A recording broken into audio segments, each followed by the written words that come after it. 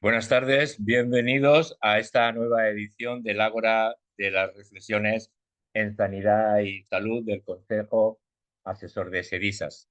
Saben que SEDISA es una organización de profesionales sanitarios, de profesionales de la gestión y la planificación sanitaria, y es una organización, con los que no nos conocen, con más de 3.000 socios. Hacemos un ágora aproximadamente cada 2 meses y hoy estamos en un ágora muy especial. Muy especial por varias razones. La primera, por el tema que nos ocupa, y en segundo lugar, y no menos importante, por las personas a las que tenemos en este debate del día de hoy. El Ágora tiene una limitación de 59 minutos, se graba y luego se difunde todas sus informaciones.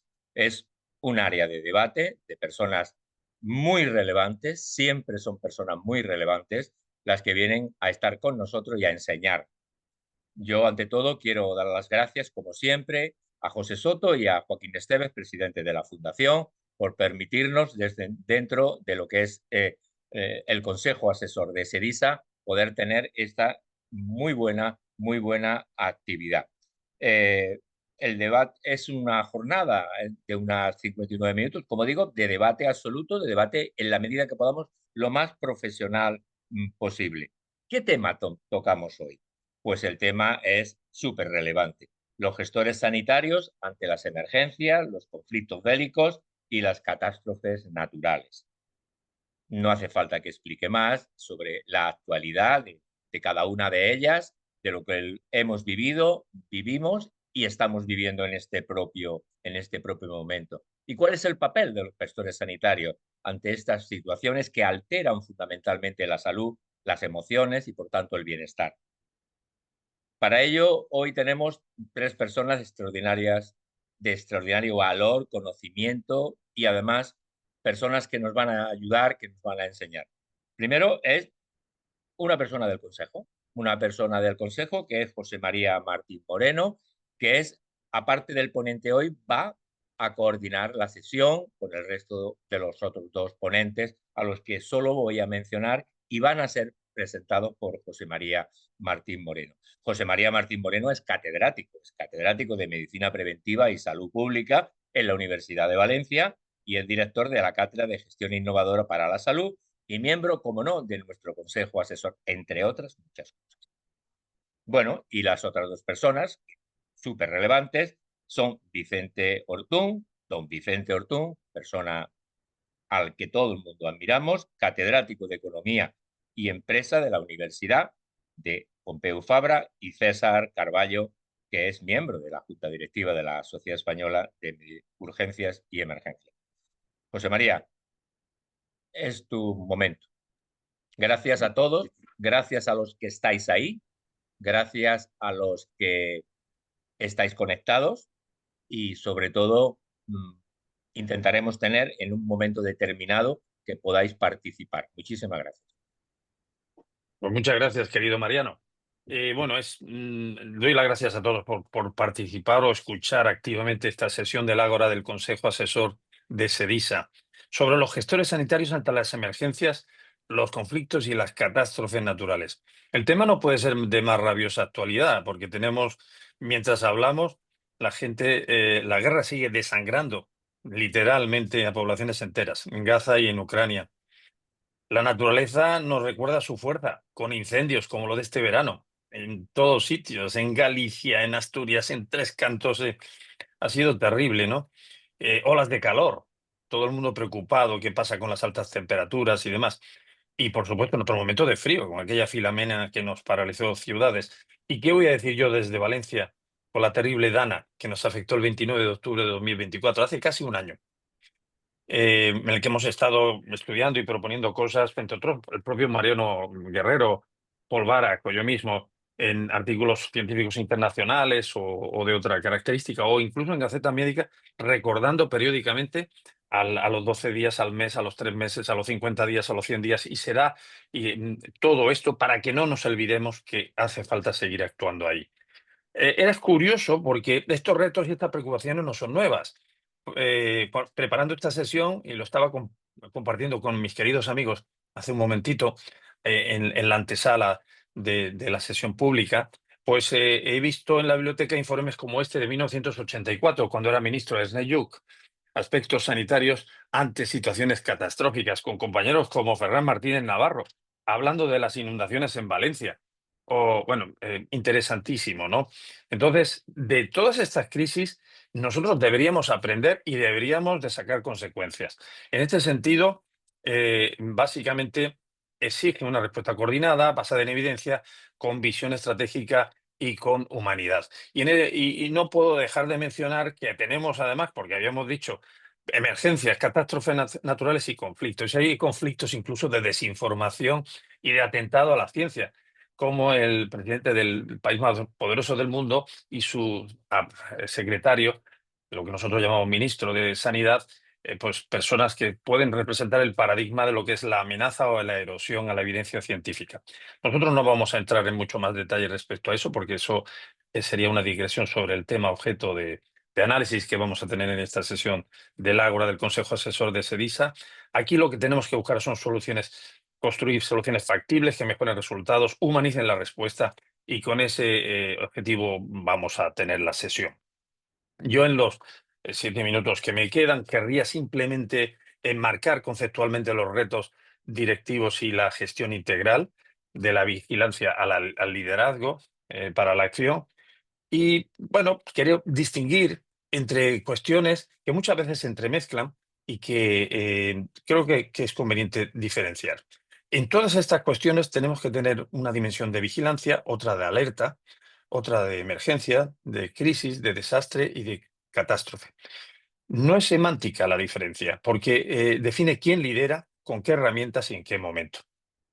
Sobre este esqueleto se articula un ciclo preparativo, es decir, hay una fase de prevención primaria, y evitar que esto incluso llegue a producirse cuando tenemos las condiciones de que se pueda producir, de preparación. Lo sabemos, los japoneses están preparados porque saben que van a tener maremotos y tienen terremotos y todo esto en las propias correntías y en lugares, ramblas, donde sabemos que están construidas algunas edificaciones que no deberían estar ahí, pero que están ahí. Pues habrá que prepararse, que no es prevenir, es prepararse. Luego es la alerta. Una vez que ocurre el asunto, ¿cómo respondemos a eso? Después de eso, la respuesta inmediata después del problema y, por supuesto, la recuperación. Entonces, son funciones, son niveles conceptuales diferentes, y ante ello tenemos que tener en cuenta que hay una vigilancia, que es una función permanente de observación, de análisis, de hidrometeorología, de niveles de pluviometría, de vulnerabilidad social y sanitaria, todo eso para anticipar desviaciones. Luego está la alerta, que es el aviso formal cuando la vigilancia detecta anomalías con un potencial impacto, que activa la verificación, la comunicación y el preposicionamiento.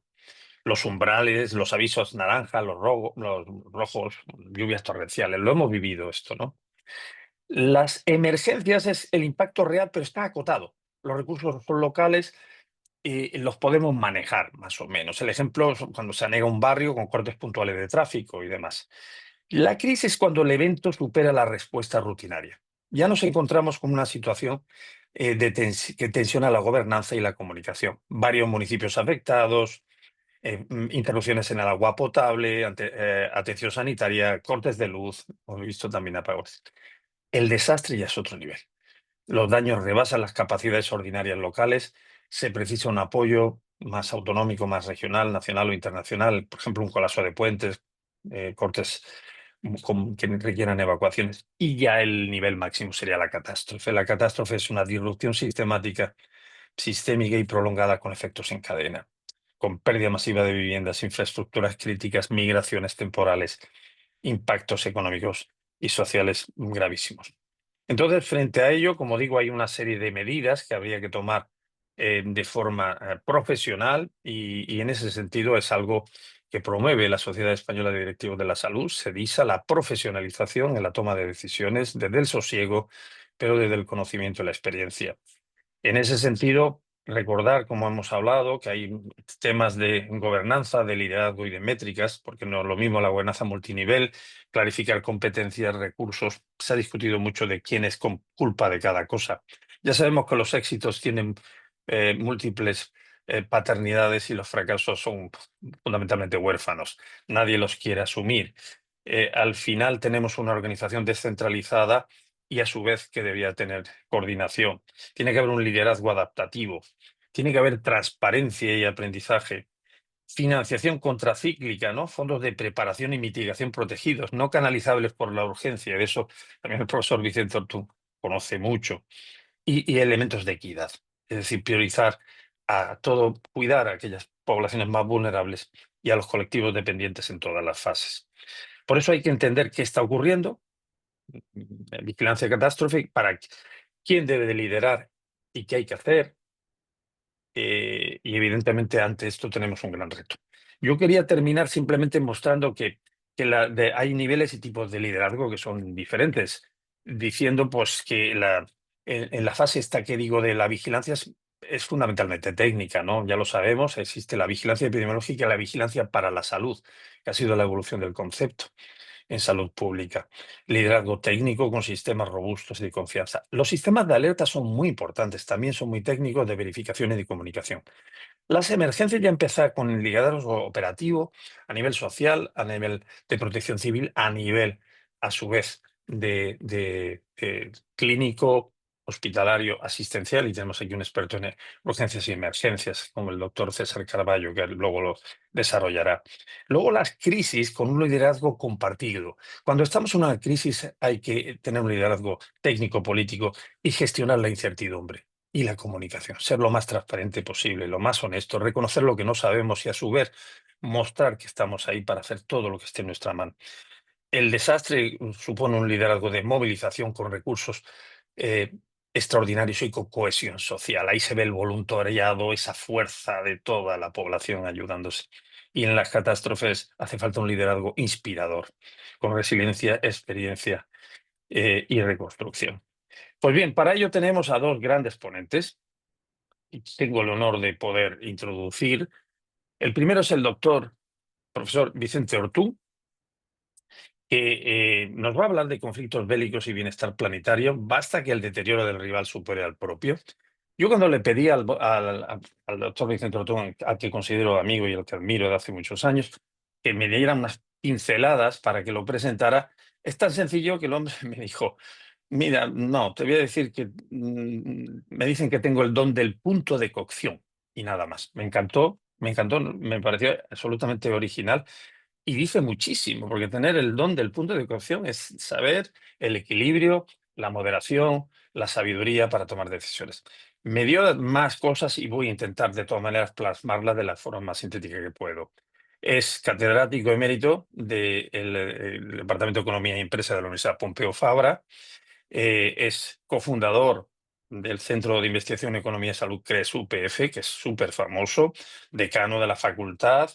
Diría que aparte de eso es, por supuesto, eh, un, eh, una persona que ha desarrollado, miembro de consejos rectores, como de la Universidad Pompeu Fabra, del Hospital del Mar. Para nosotros, como SEDISA, también él ha estado además involucrado en hospitales, en la Junta de Gobierno del Hospital de San Pablo, y fue su director general del Ministerio de Sanidad. En una época estaba Joan Artels, también un hombre admirado, y con un compañero mío al que yo quiero mucho, Fernando Rodríguez Artalejo, en una subdirección general en un tiempo glorioso.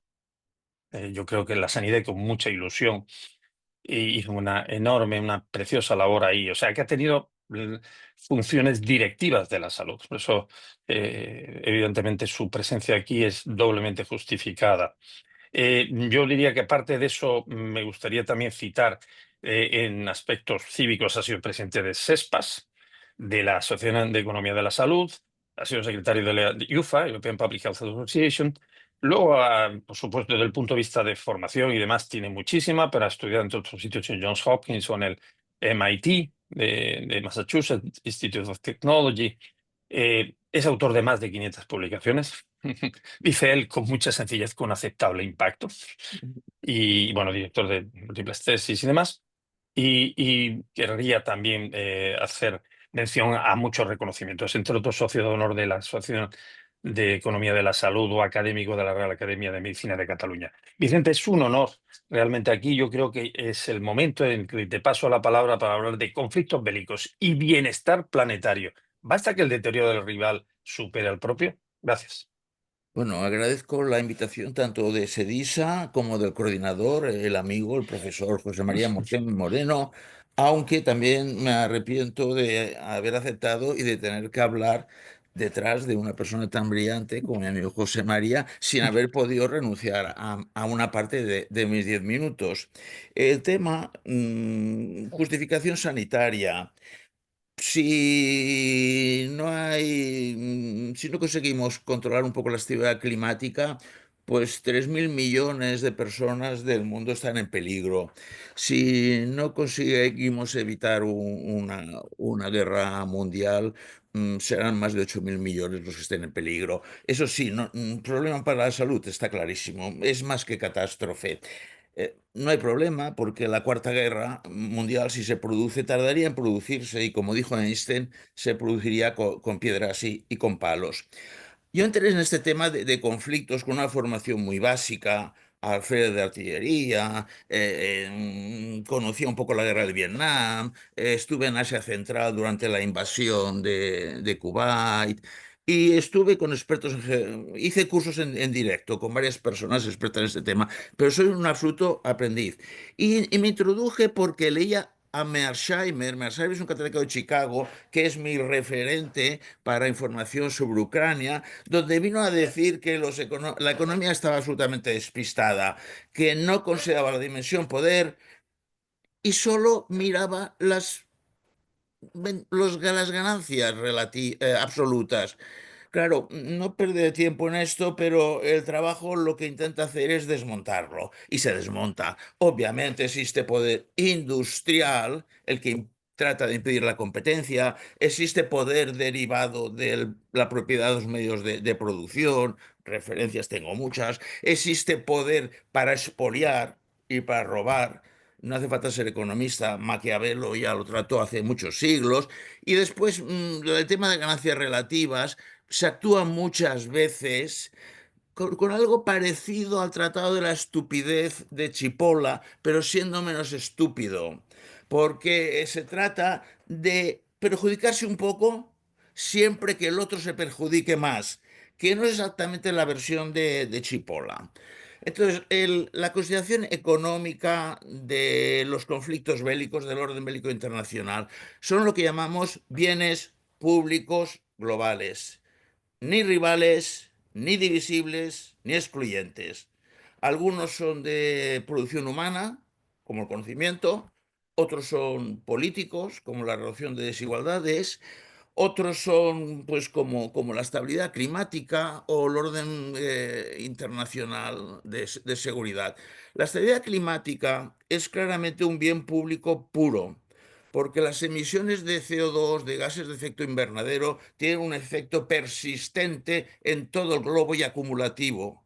No ocurre lo mismo con los conflictos bélicos. Un conflicto bélico regional puede hacer que un país quede excluido del mismo. De un conflicto nuclear no quedará nadie excluido. Es un bien público total. Para abordar los bienes públicos globales, y los dos más importantes son orden internacional y estabilidad climática, hace falta una colaboración. ¿Colaboración en un mundo polarizado? Bueno, como mínimo, una coalición de cumplidores dispuestos a cumplir y de alguna manera castigar, por ejemplo, con aranceles, a aquellos que no. ¿Qué está pasando? ¿Qué ha cambiado respecto a la posibilidad de un conflicto bélico? Ha cambiado claramente que el mundo ha dejado de ser unipolar. Tuvimos mundo unipolar en 1991, cuando la Unión de Repúblicas Socialistas Soviéticas colapsa. Pero hacia el 2017 el mundo unipolar se acaba. ¿Y se acaba por qué?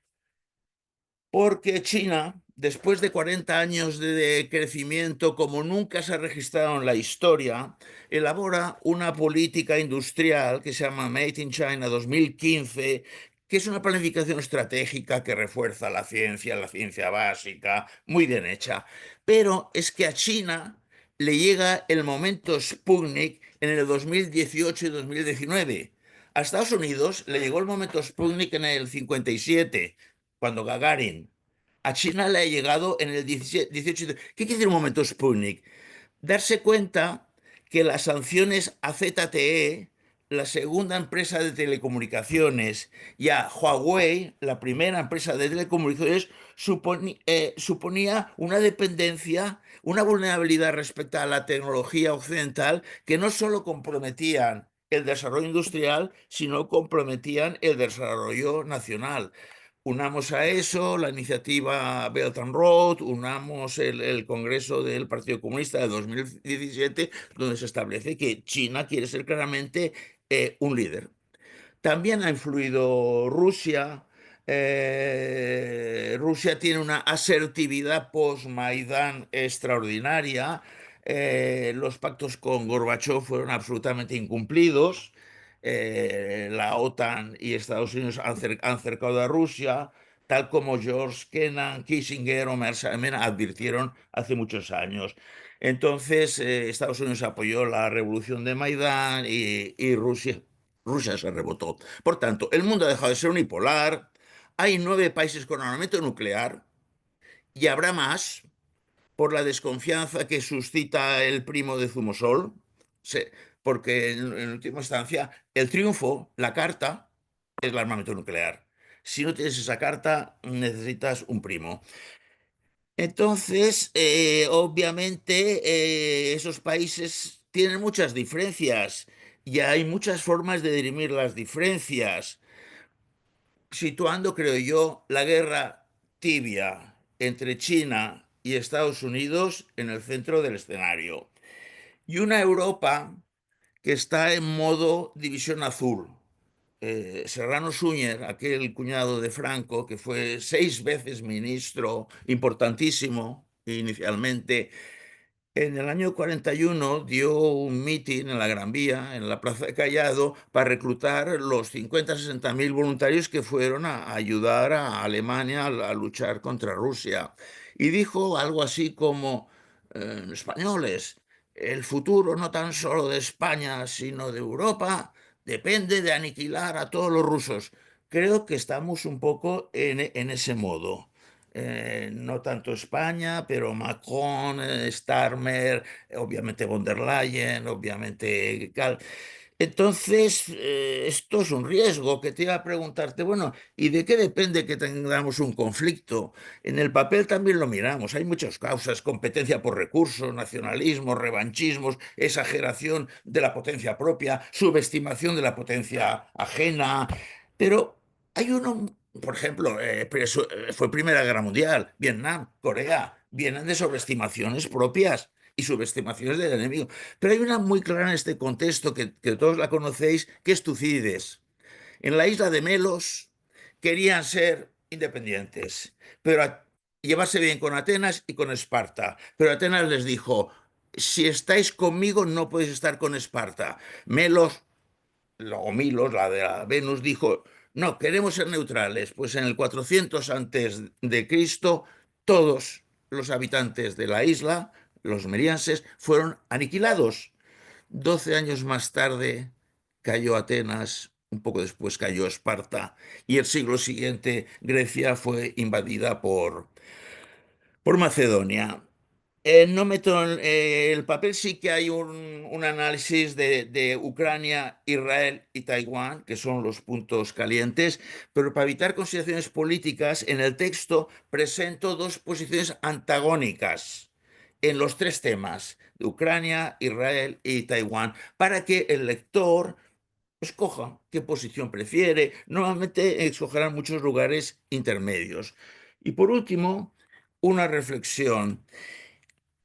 Hay más cosas a valorar cuando decides dónde quieres nacer. No solo la calidad democrática, que la tiene mucho mejor Jamaica que Singapur, cuando a principios de los 60 eran los dos iguales. Hay que valorar también la calidad de gobierno, el control de la regulación, perdón, de la corrupción, la efectividad gubernamental y tener sobre todo en cuenta que los valores no se predican, sino que se practican. Y que en cualquier caso, democracia pasa también por respetar valores ajenos. 9:48. Gracias. Bien. Bueno, muchas gracias, Vicente.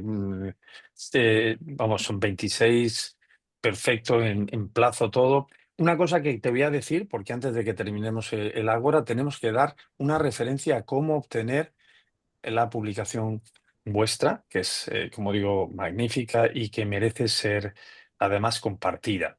Lo digo porque de alguna manera, luego al final lo digas dónde se puede encontrar completa, porque tiene enorme riqueza empírica de experiencia, de revisión del tema. Pero nos movemos a otro tema completamente complementario, enormemente enriquecedor y muy relacionado con el tema objeto de esta sesión, que es urgencias y emergencias, de lo micro a lo macro. Y para eso tenemos al doctor César Carballo. Yo confieso pues que lo conocí en algunos de los programas con Iker Jiménez, cuando empezaba Horizonte.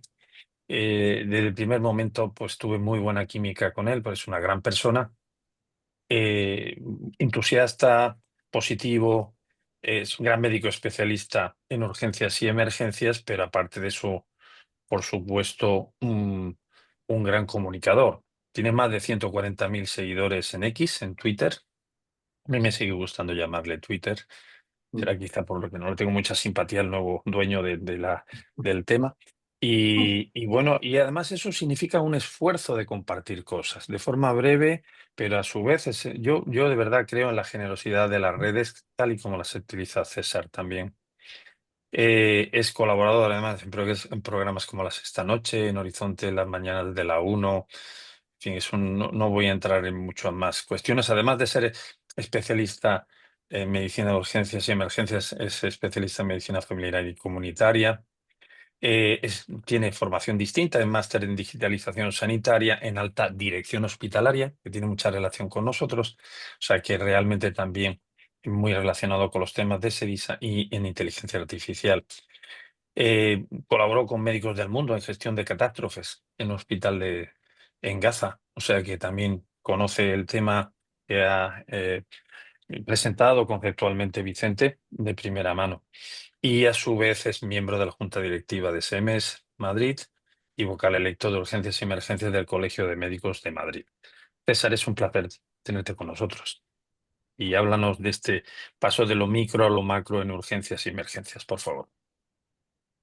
Muchísimas gracias por contar conmigo, muchas gracias a SEDISA y muchas gracias, profesor Martín Moreno, por contar conmigo. Bueno, me sorprende que me hayas llamado porque yo soy urgenciólogo en la médula y convencido, ¿no? Y bueno, pues estar en este debate con gente como vosotros, pues a mí, oye, pues me llena de orgullo. Yo, como urgenciólogo y además como español, me alegro y yo creo que nos tenemos que alegrar todos porque este año se haya aprobado por fin la especialidad de urgencias, que cuando se dice especialidad de urgencias nos dejamos los dos apellidos que quedan, urgencias, emergencias y catástrofes.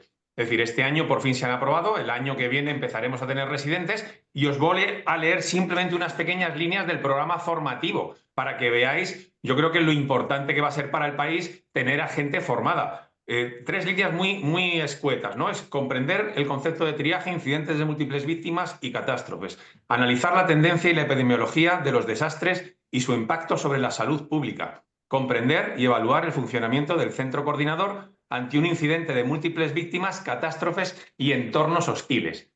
Yo creo que esto va a ser clave para entender, para afrontar las próximas, por desgracia, catástrofes y crisis que afronte nuestro país, y creo que es muy importante que se apruebe la especialidad de urgencias.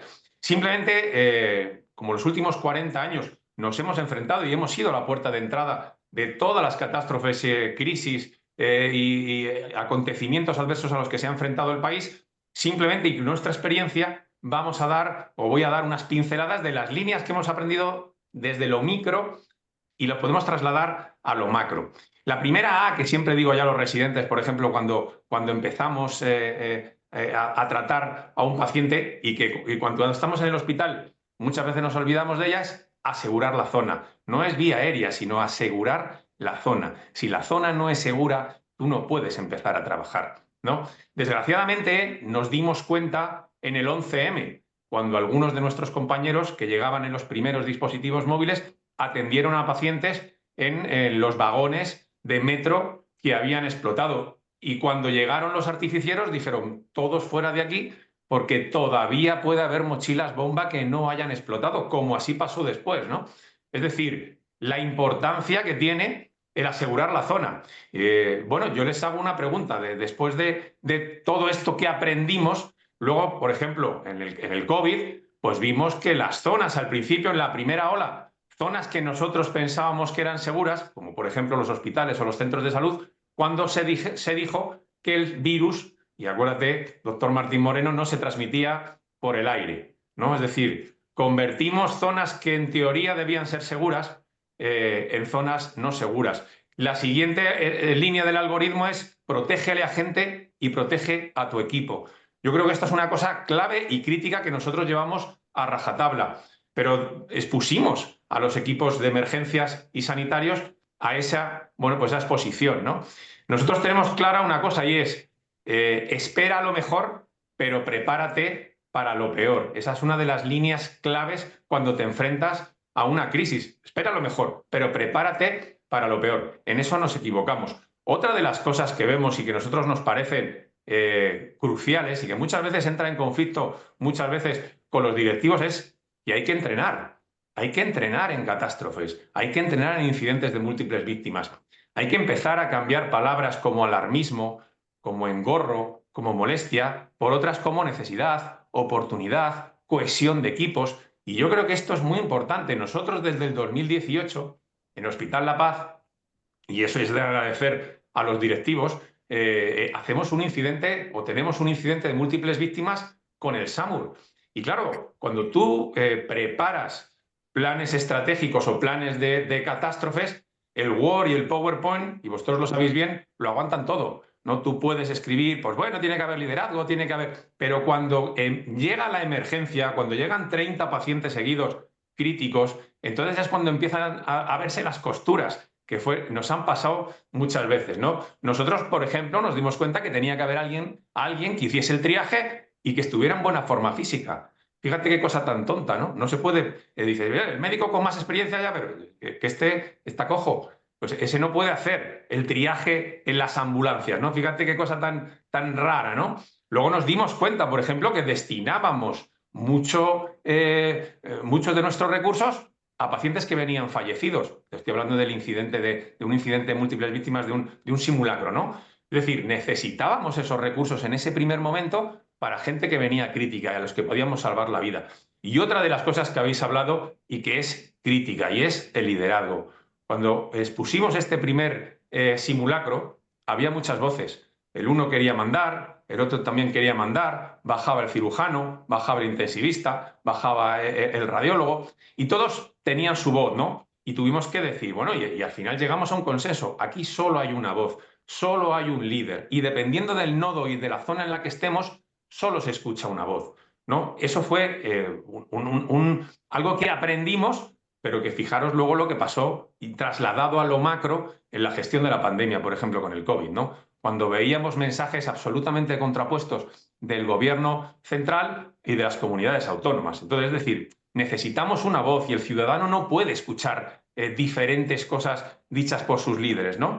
Bueno, hay otra cosa, y es que otra de las cosas que aprendimos, y es que, bueno, que se hayan hecho las cosas siempre de una determinada manera, y esa es otra de las cosas que escuchamos, no significa que se hayan hecho bien, ¿no? Es decir, yo siempre cuento que a nosotros en las carreras de medicina pues nos habían enseñado a que, bueno, a que todos los años hay una cosa que se llama epidemia de gripe que tenía que matar a 3.000, 4.000 personas, eso era lo normal, ¿no? Lo normal era que esto pasara, ¿no? Hasta que nos dimos cuenta cuando vino la pandemia de COVID que, oye, poniéndonos todos una mascarilla, minimizábamos ese riesgo, disminuimos casi un año a cero las muertes por gripe en nuestro país. Es decir, había algo que podía influir en algo que parecía inamovible, ¿no? Es decir, que seamos críticos, es decir, hay cosas que siempre se han hecho, pero, y además los servicios de urgencia somos muy críticos en eso, ¿no? Bueno, pues eso es importante para saber que las cosas pueden cambiar. Luego hay otra cosa que aprendimos y es que siempre hay que tener un plan B. Damos cosas por hechas como que cuando damos a un interruptor se enciende la luz, ¿no? Y hace poco vimos como eso de que cuando damos un interruptor aparece la luz en los hospitales, no es del todo seguro, ¿no? Esto lo aprendimos con nuestros compañeros en el 11 de septiembre, nuestros compañeros americanos que nos decían que pues cuando estaban atendiendo a los pacientes e impacta ese segundo avión en la segunda torre gemela, todas las comunicaciones se vienen abajo. Dice, claro, nosotros teníamos 2 nodos de comunicación que estaban ubicados en las torres gemelas. Cuando las torres gemelas se caen, nos quedamos absolutamente a oscuras, ¿no? No teníamos forma de comunicarnos. Dábamos por hecho que esto no podía pasar. Bueno, pues las cosas pasan, pueden pasar y pasarán, ¿no? A partir de entonces aprendieron y dijeron, tenemos walkie-talkies, tenemos onda corta para comunicarnos entre nosotros por si acaso caen las comunicaciones. Es decir, hay que aprender, ¿no? Y tenemos que aprender además de la realidad. Ha hablado el profesor Ortún de la realidad cambiante que tiene nuestro mundo, ¿no? Ahora mismo vivimos en un mundo en el que probablemente no sabemos si estamos casi en guerra comercial con Estados Unidos. Casi estamos en guerra de facto, casi la OTAN con Rusia, ¿no? Pero tampoco nuestros amigos los chinos son precisamente nuestros amigos, ¿no? Es decir, yo les hago una pregunta, ¿les parece algo muy raro el que alguien atentase contra una infraestructura tecnológica tan importante para la sanidad como la historia clínica electrónica? ¿Ustedes como gestores tienen pensado algún plan por si acaso un día, y ha pasado en Madrid, se nos cae o alguien nos secuestra los datos de la historia clínica electrónica y tenemos que estar 3 o 4 días funcionando sin la historia clínica? ¿O solamente hemos pensado, bueno, pues se pasa el papel, ¿no? Eso es una reflexión que tenemos que hacer todos, ¿no? Por ejemplo, si Estados Unidos, como ya ha pasado, nos negase el acceso a las vacunas o nos negase el acceso, por ejemplo, a Remdesivir, como pasó con Trump, ¿podríamos hacer algo a nivel nacional? Es otra cosa que deberíamos pensar, ¿no? Es decir, otra cosa que nosotros hemos aprendido es que hay que aprender de los mejores, hay que aprender de la gente que ha tenido experiencias de este tipo, como por ejemplo, nosotros, ya has hablado, doctor Martín Moreno, yo fui a Gaza a hablarles de nuestra experiencia en el 11M, una cosa muy enriquecedora y que además me hizo ver la distinta realidad. Cuando yo les decía, bueno, tenéis que despejar las entradas a los hospitales porque aquí, efectivamente, cuando vengan los heridos, pues hay que despejar las entradas como nosotros hicimos, por ejemplo, en el 11M. Me decían, ya doctor, pero es que en el único sitio donde no caen bombas, en Gaza, es en los hospitales. Con lo cual la gente sana o herida va a los hospitales simplemente por protección. Diferentes realidades, ¿no? También he estado en Israel y he visto cómo construían hacia abajo 5 plantas en el hospital, 5 plantas desiertas para, ellos decían, estoy hablando hace unos años, ¿no? Por si acaso nos caen bombas, trasladar a todos los pacientes al subsuelo. Hace unas semanas hablaba con compañeros allí y me decían, estamos trabajando en el subsuelo con los pacientes porque están cayendo bombas iraníes, ¿no? Es decir, que las cosas no pasan hasta que pasan, ¿no? Yo ya no me extiendo más, sean valientes, métanse en situaciones un poco peliagudas y dar las gracias a los organizadores. Gracias, doctor Martín Moreno, por contar conmigo. Muchísimas gracias, César. Me parece interesantísimo. Nos hemos pasado un par de minutos, pero es que tienes tantas cosas también que compartir y demás que me parece apasionante. Ahora teníamos un breve espacio que en principio lo habíamos titulado Diálogo. No sé, Mariano, si tú quieres iniciarlo o como tú veas, por favor. Bueno, la verdad es que sorprendido de mucha de la información que se ha dado. Sí que me gustaría que centrarais un poco, yo sé que las 3 exposiciones han sido estupendas, la más conceptual, la tuya, la de Vicente, la de Vicente, bueno, la de Vicente hay que leerse el papel. Y la de César, pues claro, es que es la voz de la experiencia. A mí sí que me gustaría que centrarais un poco. ¿Los gestores sanitarios son elemento pasivo ante toda esta cuestión? ¿Pueden hacer algo más de lo que hacen? ¿Tienen que actuar a resultas de lo que pase o tienen capacidad de actuar preventivamente? A mí me gustaría que César, que está ahí en la trinchera y en la interfase con los propios gestores sanitarios, expresara primero su visión desde desde el terreno. Por favor, César. Sí, mira, a mí me parece principal el papel de los gestores sanitarios y además yo creo que hay que ser valientes, ¿no? Y es verdad que a veces pues falta el ponerse en una situación que expone al equipo, es decir, no es nada fácil y te puedo decir que un sábado en un servicio de urgencias como La Paz está lleno de personas, ¿no? Es decir, que es complicadísimo el inventarse una situación en la cual tenemos que tener la relativa calma para atender un incidente con múltiples víctimas al mismo tiempo que el hospital está funcionando de manera normal. Eso es muy complicado de meterse en ello y necesita una gran valentía por parte de los gestores, en la cual, bueno, pues hay que darle las gracias de que nos permitan el tener toda esta fuente de datos anualmente para ir mejorando. Pero esto lo hemos visto así, pero a nivel micro y a nivel macro, es decir, que muchas veces decimos, oye, mira, nos hemos pasado de frenada. Yo recuerdo cuando se compraron cientos de miles de vacunas que luego hubo que tirar, ¿no? por una amenaza de gripe, La ¿no? gripe aviar. Efectivamente, de gripe aviar, y que luego hubo que tirar, ¿no? Y se criticó mucho. Yo hace poco leía que Alemania ha comprado, ¿no? Y el profesor Ortún seguramente sabrá más, que había comprado raviolis, ¿no? En miles de toneladas porque preveía una posible guerra a nivel europeo y había comprado pues alimentos para su población. ¿Qué pasaría si eso se hiciese aquí? ¿No? Yo lo pregunto, ¿no? Es decir, que yo creo que tenemos que ser valientes nuestros gestores y ustedes tienen que ser valientes y exponer y decir, oye, esto puede pasar, como ya pasó, ¿no?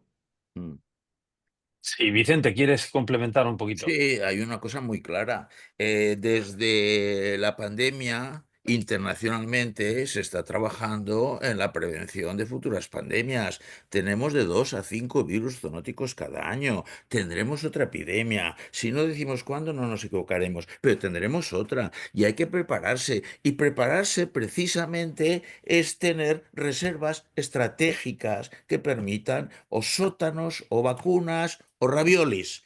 Si han comprado ravioles, mal síntoma. Ahora entiendo por qué Alemania ha perdido la 10ª posición mundial en innovación, posición que ha ocupado China. Claro, eso es más, digamos, más salud pública. Respecto a defensa, porque obviamente la arteria principal la tiene defensa, me llama la atención que así como estamos acostumbrados a hablar de política sanitaria, de política de vivienda, de política educativa, sobre política de defensa, que es muy importante, creo que somos, primero, muy ignorantes en general en este país. En este país, la mayor parte de la gente, el 53%, no está dispuesta a defender a su país y los temas de defensa no le interesan. Esto hace que un tema tan importante como es la defensa para un país no sea objeto, diría, de mucho análisis, pero estoy convencido que quien tiene que prever, obviamente, lo que está pasando con los aviones, a ti te hacen caer todo tu sistema eléctrico, te hacen caer todo su sistema de electricidad cuando se quiera. O sea, te quedas a oscuras como país. Eso yo confío que los de defensa lo contemplan. En sanidad contempla las epidemias. Se han conseguido ya algunos pactos, muy por debajo de los que se quería, pero se han conseguido pactos. O sea, como mínimo habrá una cierta preparación ante la siguiente epidemia. ¿Hasta qué punto la hay ante la próxima guerra? En la próxima tertulia hay que invitar a alguien de defensa. Muchas gracias. Déjame que complemente, Mariano, una cosita más, muy sencilla, porque quiero compartir algo que aprendí de un profesor de Harvard, que a la que estoy muy agradecida y que precisamente el presidente Trump y su administración están, pues, digamos, de forma hostil, coartando muchas de las políticas inclusivas que han tenido de invitación a profesores internacionales y de todo tipo. Mark Roberts es profesor de Economía Política y Políticas de Salud. Seguro que Vicente Ortún también lo conoce en la Harvard School of Public Health. Y también enseñó en la Kennedy School. Y Mark, me acuerdo que hace muchos años me enseñó una cosa muy sencillita. Viene la sencillez de lo complejo y la complejidad de lo simple. Dice, leaders do the right things. Los líderes hacen las cosas correctas, tienen que decidir las líneas. Managers do the things right. Los gestores tienen que hacer lo que hay que hacer, hacerlo bien. muchas veces el problema está en que todo el mundo quiere ser líder, claro, si cada uno tira en una dirección contraria, aquello no funciona. Pero si se dice que hay que hacer una cosa, hay que hacerla bien. La pregunta, Mariano, está clarísima. Por supuesto que los gestores tienen un papel vital. Lo han explicado magníficamente César y Vicente. A mí me ha gustado mucho en particular el planteamiento que ha hecho César sobre algo que sabemos, pero que muchas veces olvidamos. Y es que hay que entrenarse. Hay que entrenarse. Yo siempre digo, yo que voy por la carretera y veo un destacamento militar y digo, ¿a dónde irán? ¿Van a entrenarse? ¿Hay guerra? No, pero van a entrenarse. Nosotros solemos entrenar poco desde el mundo sanitario. Es decir, estamos siempre más esperando que pasen las cosas y actuar lo mejor que podemos y sabemos. Pero el entrenamiento como tal no lo tenemos todavía asumido totalmente dentro de lo que es la planificación sanitaria. No sé si estáis de acuerdo. Sí. Claramente sí, ¿no? Yo querría aprovechar que tenemos 3 minutos antes de las preguntas de asistentes para preguntar a nuestros ilustres colegas. Primero, Vicente, ¿tú crees que la Asamblea General UNGA 80, la 80 que se está celebrando ahora mismo con todo lo que hay ahora mismo, ¿qué papel tiene Naciones Unidas? ¿Qué podemos esperar en este mundo complejo de conflictos bélicos, de bienestar planetario? ¿Qué papel tiene y qué debería tener? ¿Cómo lo ves? Hombre, está claro lo que ha pasado hace 2 días con la conferencia de Trump. Naciones Unidas está claramente amenazada y sus agencias en grave peligro. Resistirá lo que le pueda interesar más a Trump. A Trump la parte de atención a la agencia de refugiados, si la controla, le puede interesar. Pero si Naciones Unidas se debilita, está emergiendo un nuevo orden internacional liderado por China. Existe un banco de desarrollo en China, existe una organización regional en China que no está de acuerdo ni con el Fondo Monetario, ni con el Banco Mundial, ni con el sistema de Naciones Unidas, todo lo que surgió después de la Guerra Mundial. Entonces, si los que tienen que defender, los que controlan Naciones Unidas, que son las naciones vencedoras de la Segunda Guerra Mundial, desertan, y el primero que deserta es Estados Unidos, estás dando baza, invitaciones a un nuevo orden internacional liderado por China, en fin. Intentemos nosotros volver al camino de la esperanza y al orden de Naciones Unidas, de la OMS y demás, que no es perfecto, pero que desde luego es lo mejor que tenemos ahora mismo. Y a César, muy rápido, también una pregunta, porque me ha gustado mucho el tema de que hablaba de que en principio el hecho de que se haya hecho así toda la vida no quiere decir que esté bien. Y me hace, o sea, muchas cosas que a veces se hacen por inercia. Yo le llamo también, otra cosa que aprendí hace tiempo, que hay muchos principios sin continuidades y muchas continuidades sin principios. Entonces habría que hacer cosas, pero no las hacemos. Y hacemos cosas que no sabemos por qué las hacemos. ¿Cómo podría sintetizar dónde está el problema en urgencias, emergencias y catástrofes? Fíjate, yo creo que urgencias es uno de los...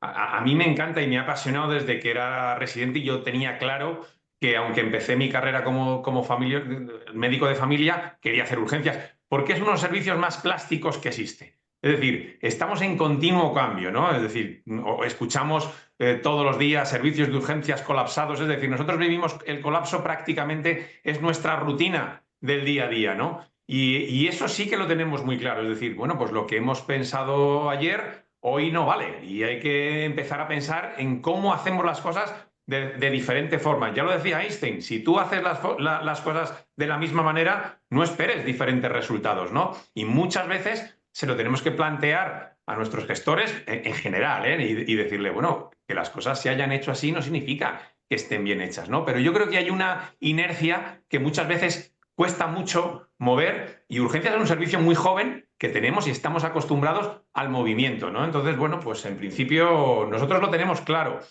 Ahora y es verdad que requiere un cierto grado de valentía y un cierto grado de, bueno, pues de salir de esa zona de confort muchas veces.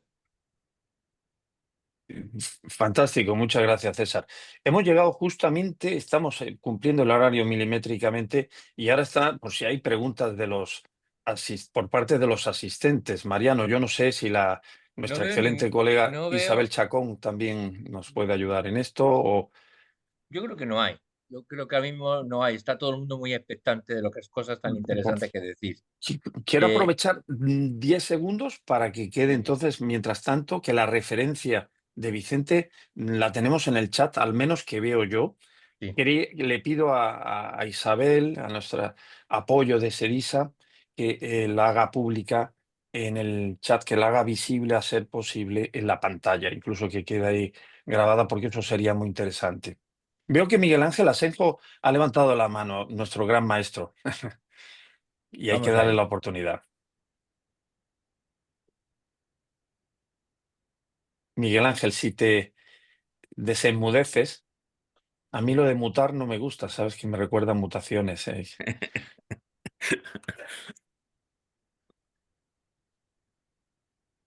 El sistema a lo mejor no se lo permite. Es que No sé.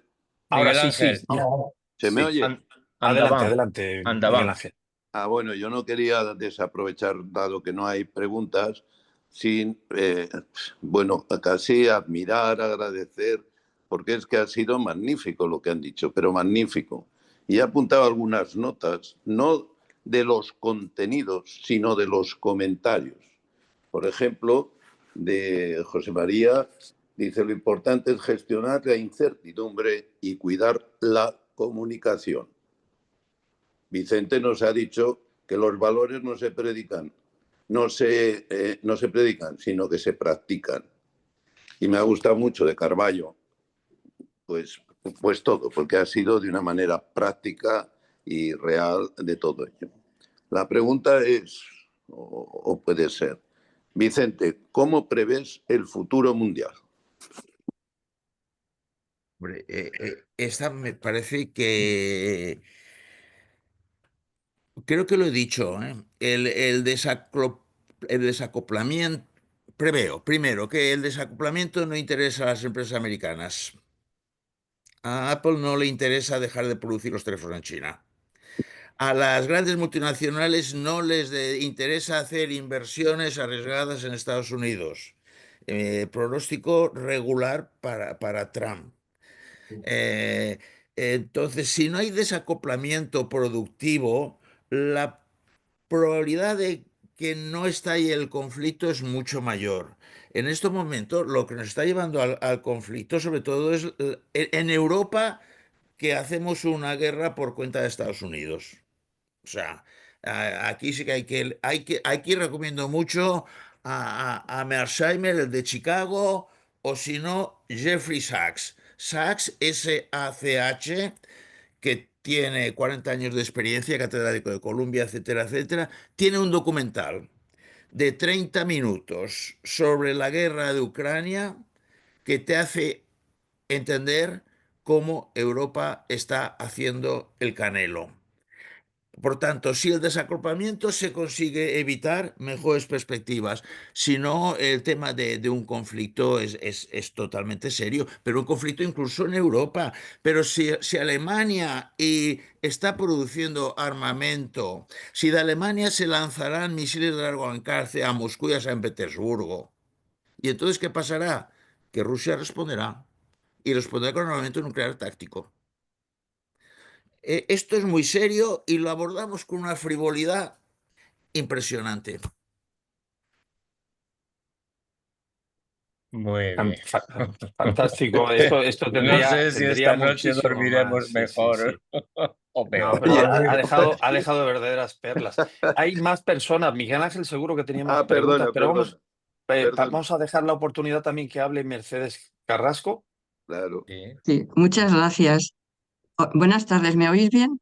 sí, Perfectamente. Mercedes, adelante. Hola, para mí es un placer escucharos y por supuesto me encanta pues tanto a Mariano porque os conozco salvo a Vicente. Tengo la suerte de conocer a Mariano desde hace años, desde que empecé en Sedisa, a José a María, que es el que conozco menos, pero también a nuestro querido César, te conozco, pues sabes que soy urgencióloga y emergencióloga desde hace muchos años, creo que los mismos que tú, un poco más. Y sabes que toda mi carrera profesional ha estado ligada a intentar ayudar a que queden bien establecidos, eso que has dicho, de preparaciones y de información, tanto en urgencias como emergencias, que estuve directora, y en catástrofes, de que formé parte de la Sociedad Española de Catástrofe. como directiva sí que os puedo decir algo que para dar algo de tranquilidad. ¿Qué significa?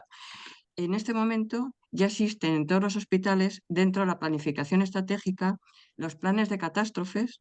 En los hospitales de la Comunidad de Madrid los hay, en otras comunidades, en los cuales llevan implícito en la formación y en la realización de simulacros. Yo sí que os puedo decir que en el Hospital Gregorio Marañón, que ya tenemos terminado, durante los últimos 5 años hemos hecho cada año, aparte de la colaboración con los servicios de emergencias, con el protección, con el SAMUR, de forma interior en el hospital, preparación los sábados por la tarde, fijaros lo que acabo de decir, con víctimas que han sido profesionales, de estudiantes y residentes, para ver cómo el hospital, en el momento en el que pensamos que hay menos especialistas y donde casi todo el mundo está fuera, podemos reaccionar. De hecho, siempre lo he intentado hacer el sábado por la tarde con ese motivo. ¿Qué significa esto? Que hemos extraído experiencias, igual que cuando nos pasó en el COVID, César, que gracias a eso podemos decir que tanto a nivel de epidemias podemos ver las lecciones aprendidas en manuales escritos por nosotros, que lo vivimos en primera línea y que pudimos ser capaces de coger zonas de expansión, seguras o inseguras, que es lo que la maduración nuestra y de reflexión tras lo mismo nos tiene que hacer. Yo te puedo decir que sí que estamos evolucionando a darnos cuenta de la situación. Los servicios de emergencias a nivel nacional sí que son los que han evolucionado más rápido porque han capacitados de la realización inmediata, que son los que acuden en el lugar del incidente. Y evidentemente siempre hay capacidad de mejora, pero en estos 20 años han evolucionado de una manera ascendente. Los servicios de urgencias con el COVID y con las otras epidemias que hemos vivido, sí que nos han ayudado para nosotros, ya no desde el 11M, sino con los problemas epidemiológicos, cómo podíamos tener capacidad de reacción. Y de hecho, ahora mismo estamos ya preparándonos siempre para una situación insólita. Te lo digo porque siempre estábamos diciendo, hemos estado en amenaza en la Comunidad de Madrid de atentados, hemos estado en amenazas de atentados en otras comunidades. De hecho, os voy a decir una situación. Hace un mes ha salido ya en los países, en los hospitales franceses, ya ha dicho Macron que tienen que estar preparados para una posible guerra del año 2026. ¿Qué significa esto? Catastrofismo. Sé que nos puede llegar un misil enseguida, como decían, en menos de 10 minutos o menos de no sé cuánto tiempo a Madrid, y da igual lo que hiciéramos. Pero yo soy positiva. ¿Qué significa? Soy positiva, pero tenemos que estar pico pala en el sentido de que tenemos que no ocultar esta situación y hacer a nivel de SEDISA, en este caso concreto, del que formamos parte, los que estamos hablando, pues hacer una cultura de formación y de comunicación.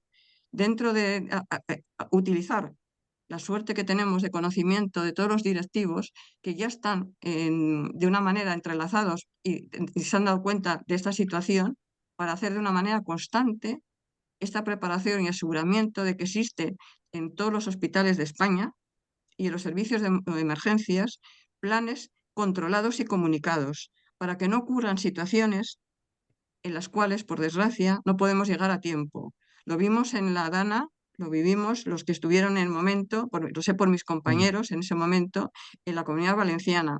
Sé que tenemos que tener, como dice muy bien César, un plan B, walkies, lo que sea, tenemos que tener algo resuelto, no pensar que la digitalización nos ayuda para solventar todas las cosas, sino que tenemos que tener plan B, plan C, plan D y sobre todo tener la capacidad de saber, como dice José María, con una tranquilidad, hacer un liderazgo que dé lugar a que la respuesta sea la adecuada.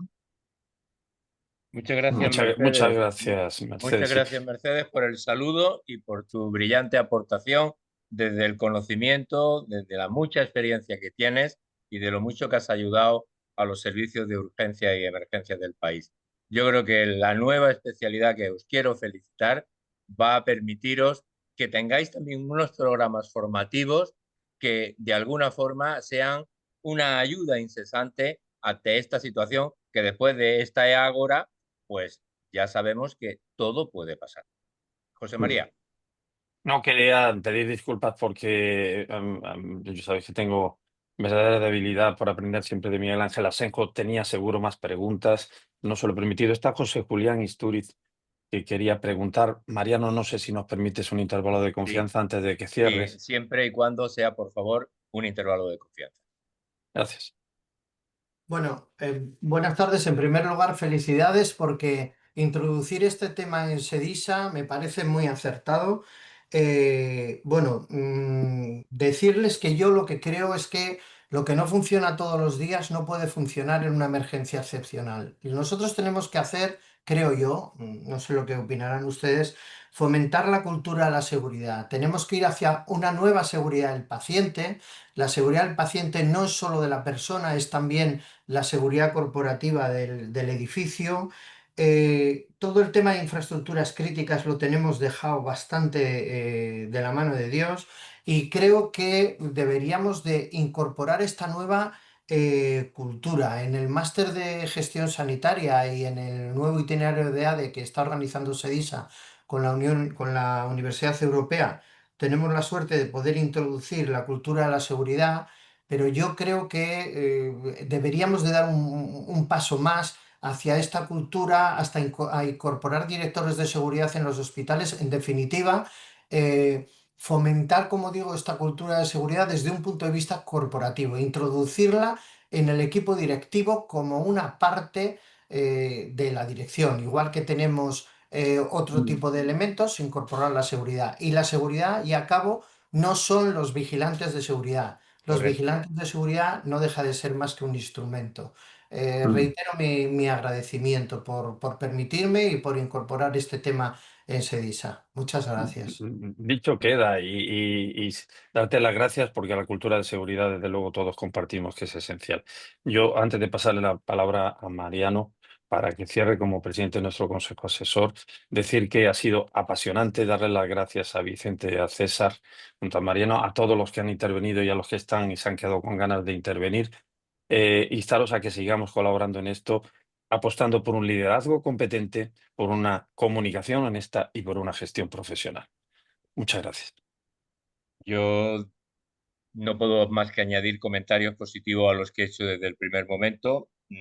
Es verdad que con el tema que teníamos y los ponentes que teníamos, no podía ser de otra forma que un éxito. Ha sido original, interesante, actual y real. Y yo creo que nos hará pensar que eso es una de las cosas más importantes que tienen los debates, que nos tienen que hacer pensar de las múltiples cosas que se han podido decir en 59 minutos. Os agradezco a los ponentes de una forma especial, a los que se han conectado también de una forma especial y a los que van a leer y van a escuchar lo que hoy se está grabando dentro de unas horas o dentro de unos días, también, porque yo creo que también a todos les va a servir. Gracias por estar ahí, gracias por participar y a nosotros no nos queda más remedio que irnos a otra situación y de pedirle otra vez a los ponentes que de alguna forma no sabemos cómo agradecerles el que hayan podido estar aquí y que entiendan y sepan que SEDISA es su casa. Muchísimas gracias. Muchas gracias. Gracias, gracias. Gracias de corazón.